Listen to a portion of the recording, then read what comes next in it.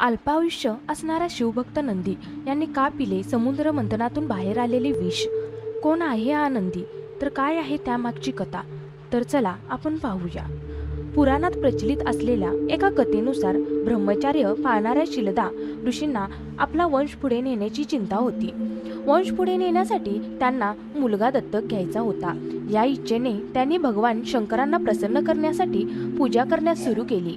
शिलदा ऋषीच्या कठोर तपश्चर्येने भगवान शिव प्रसन्न झाले आणि वरदान देताना म्हणाले की लवकरच त्यांना पुत्र प्राप्ती होईल.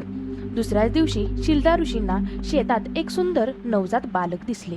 तेवढ्यात त्यांना आवाज आला, हे तुमचे मूल आहे, त्याची नीट काळजी घ्या.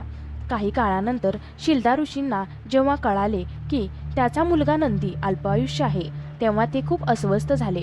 पण जेव्हा नंदीला हे कळाले तेव्हा त्याने सांगितले की तो भगवान शिवाच्या कृपेने जन्माला आला आहे, म्हणूनच त्याचे रक्षण तेच करतील.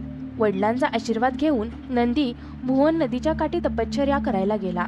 त्यानंतर समुद्रमंथनाच्या वेळी समुद्रातून बाहेर पडलेल्या अमृतावरूनच देव आणि दानवांमध्ये भांडण झाले. समुद्रमंथनातून अमृताबरोबरच विष बाहेर पडले. ते विष पिऊन भगवान शिव यांना जगाचा उद्धार केला. तर भगवान शिवांनी जगाचा उद्धार केला. या दरम्यान विषाचे काही थेंब जमिनीवर पडले होते. नंदीने ते प्याले. नंदीचे हे प्रेम आणि आसक्ती पाहून शिवाने नंदीला प्रथम भक्त ही पदवी दिली. त्याच वेळी लोक शिवाची पूजा करण्यासोबतच नंदीचीही पूजा करतील असे त्यांना सांगितले.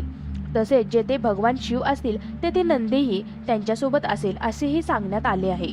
तर धन्यवाद. अशा अनेक कथा पाहण्यासाठी आपल्या चॅनलला लाईक, कमेंट, शेअर आणि सबस्क्राईब करा.